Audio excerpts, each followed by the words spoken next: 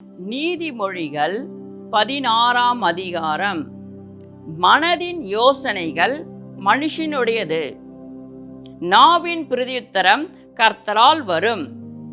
மனுஷனுடைய வழிகள் எல்லாம் அவன் பார்வைக்கு சுத்தமானவைகள், கர்த்தரோ ஆவிகளை நிறுத்தி பார்க்கிறார். உன் செய்கைகளை கர்த்தருக்கு ஒப்புவி, அப்பொழுது உன் யோசனைகள் உறுதிப்படும். கர்த்தர் சகலத்தையும் தமக்கென்று படைத்தார், தீங்கு நாளுக்காக துன்மார்கனையும் உண்டாக்கினார். மனமேட்டிமை உள்ளவனும் கர்த்தருக்கு அருவருப்பானவன், கையோடு கை கோர்த்தாலும் அவன் தண்டனைக்கு தப்பான். கிருபையினாலும் சத்தியத்தினாலும் பாவம் நிவர்த்தியாகும், கர்த்தருக்கு பயப்படுகிறதினால் மனுஷர் தீமையை விட்டு விலகுவார்கள்.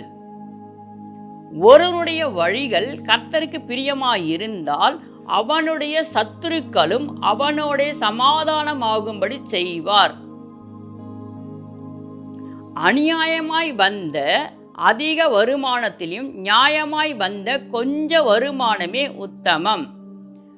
மனுஷனுடைய இருதயம் அவனுடைய வழியை யோசிக்கும், அவனுடைய நடைகளை உறுதிப்படுத்துகிறவரோ கர்த்தர்.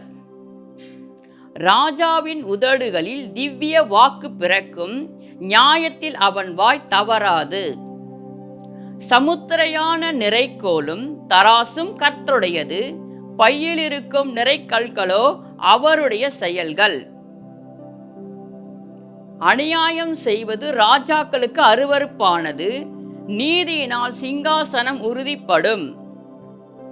நீதியுள்ள உதடுகள் ராஜாக்களுக்கு பிரியம், நிதானமாய் பேசுகிறவனில் ராஜாக்கள் பிரியப்படுவார்கள். ராஜாவின் கோபம் மரண தூதருக்கு சமம், ஞானம் உள்ளவனோ அதை ஆற்றுவான். ராஜாவின் முகக்கலையில் ஜீவன் உண்டு, அவனுடைய தயவு பின்மாறி பேயும் மேகத்தை போல் இருக்கும். பொன்னை சம்பாதிப்பதிலும் ஞானத்தை சம்பாதிப்பது எவ்வளவு உத்தமம், வெள்ளியை சம்பாதிப்பதிலும் புத்தியை சம்பாதிப்பது எவ்வளவு மேன்மை. தீமையை விட்டு விலகுவதே செம்மையானவர்களுக்கு சமான பாதை, தன் நடையை கவனித்திருக்கிறவன் தன் ஆத்துமாவை காக்கிறான். அழிவுக்கு முன்னானது அகந்தை, விழுதலுக்கு முன்னானது மனமேட்டிமை. அகங்காரிகளோடு கொள்ளை பொருளை பங்கிடுவதை பார்க்கிலும் சிறுமைப்பட்டவர்களோடு மனத்தாழ்மையாயிருப்பது நலம்.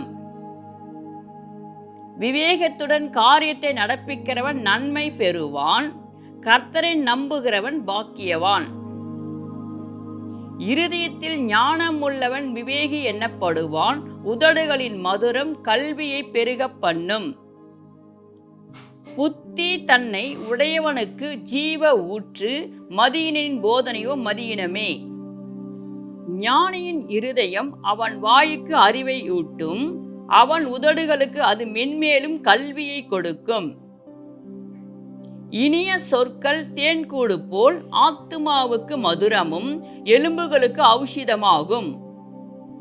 மனுஷனுக்கு செம்மையாய் தோன்றுகிற வழி உண்டு, அதின் முடிவோ மரண வழிகள். பிரயாசப்படுகிறவன் தனக்காகவே பிரயாசப்படுகிறான், அவன் வாய் அதை அவனிடத்தில் வருந்தி கேட்கும். பேலியாளின் மகன் கிண்டி விடுகிறான், எரிகிற அக்கினி போன்றது அவன் உதடுகளில் இருக்கிறது. மாறுபாடு உள்ளவன் சண்டையை கிளப்பி விடுகிறான், கோல் சொல்லுகிறவன் பிராண சிநேகிதரையும் பிரித்து விடுகிறான். கொடுமையானவன் தன் அயலானுக்கு நயங்காட்டி அவனை நலமல்லாத வழியில் நடக்க பண்ணுகிறான். அவன் மாறுபாடானவைகளை யோசிக்கும்படி தன் கண்களை மூடி தீமையை செய்யும்படி தன் உதடுகளால் கடிக்கிறான். நீதியின் வழியில் உண்டாகும் நரைமயிரானது மகிமையான கிரீடம். பலவானை பார்க்கிலும் நீடிய சாந்தம் உள்ளவன் உத்தமன், பட்டணத்தை பிடிக்கிறவனை பார்க்கிலும் தன் மனதை அடக்குகிறவன் உத்தமன். சீட்டு மடியிலே போடப்படும், காரிய சித்தியோ கர்த்தரால் வரும்.